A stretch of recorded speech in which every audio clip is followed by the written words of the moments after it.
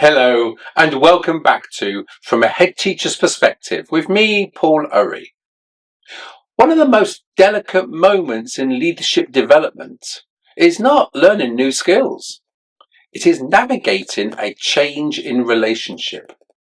When you step from colleague into leader, the work you do may look similar on the surface, meetings, conversations, decisions, but the meaning of those interactions changes. How you are seen changes. How your words are heard changes. And how you experience yourself often changes too. This transition is rarely talked about honestly. Many emerging leaders are told to be confident or assert authority without being given space to acknowledge the emotional complexity of the shift. Yet this transition matters deeply because how it is handled shapes credibility and trust from the very beginning. You do not stop being a colleague when you become a leader, but you do take on additional responsibility. This responsibility includes holding boundaries, making decisions that may not please everyone, and representing the school's direction, even when it feels uncomfortable. That can feel exposing. You may worry about how colleagues perceive you. You may feel awkward, challenging peers you once sat alongside. You may notice subtle shifts in behaviour. Jokes stop, conversations change, expectations rise. These experiences are normal. They are not a sign that you're doing something wrong. They are a sign that your role has changed. One of the most common mistakes emerging leaders make at this stage is trying to preserve every precious relationship exactly how it was. This is understandable. Relationships do matter, but leadership requires clarity. Blurring boundaries to maintain comfort often undermines credibility over time. Colleagues become uncertain about expectations. Decisions feel inconsistent. Trust erodes quietly. Professional presence grows when leaders are clear and consistent, not when they're trying to be liked. This does not mean becoming distant or cold. What it does mean is recognizing that leadership requires a shift in how relationships are held. You can still be warm. You can still be supportive. You can still be human. But you must also be reliable, fair, and aligned with purpose. Transitioning well begins with mindset. You are not stepping above your colleagues. You are stepping into service. Leadership is not about status. It's about responsibility. Responsibility for direction, for standards, and for the experience of others. When this is clear internally, it shows externally.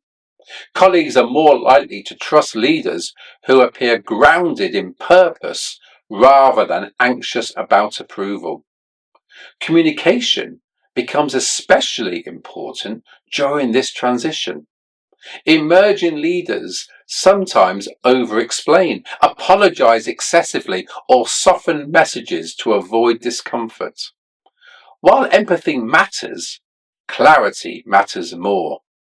Clear communication sounds like this: naming expectations calmly, explaining rationale honestly, acknowledging impact, following through consistently. It avoids mixed messages, inconsistent standards, over familiarity in professional contexts. Professional presence is built through how you show up repeatedly, not through one conversation. Trust grows when people know what to expect from you. Another challenge in this transition is navigating informal dynamics. Schools have social cultures, shared humour, informal conversations, and established group dynamics. These all matter. But when the role changes, these dynamics shift, sometimes subtly, sometimes abruptly. Wise leaders notice these shifts without overreacting. You may need to step back from certain conversations. You may need to be more careful about what you share. You may need to hold confidentiality more deliberately. These adjustments are not betrayals of trust. They are expressions of professionalism. Professional presence also involves modelling how leadership should feel. When leaders are calm, respectful, and thoughtful, they set the tone for others. When leaders appear defensive, inconsistent, or reactive, that tone spreads just as quickly. As an emerging leader, people will look to you for cues. How seriously should this be taken? How safe is it to speak honestly? How fair will decisions be? You do not need to announce your authority. Your behaviour communicates it. Importantly, transitioning from colleague to leader does not require immediate perfection. You will get things wrong. You may handle a conversation awkwardly. You may reflect later and wish you had spoken differently. You may feel unsure about where boundaries should sit. This is part of learning. Credibility is not built by never making mistakes. It is built by how you respond when mistakes happen. Leaders who reflect, adjust, and learn publicly model growth. Leaders who become defensive or blame others weaken trust. Another important aspect of this transition is patience. Credibility is not granted instantly. It is earned over time. Colleagues need to see consistency before confidence settles. They need to experience fairness repeatedly before trust deepens. Trying to rush acceptance often backfires. Strong leaders allow relationships to recalibrate naturally while remaining steady in role and values. Finally, it is important to recognize that this transition is not just external, it is internal. You are learning to see yourself differently. You are learning to hold authority without discomfort, to accept responsibility without self-doubt taking over, to lead without needing constant reassurance. This internal shift takes time and it deserves compassion. Transitioning from colleague to leader is not about becoming someone else. It is about becoming more intentional about how you act, speak, and decide, knowing that your influence has changed.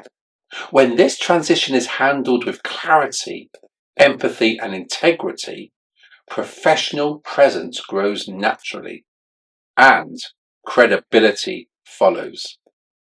So pause to reflect and take time to consider these. Where have you noticed shifts in relationships since you stepped into leadership?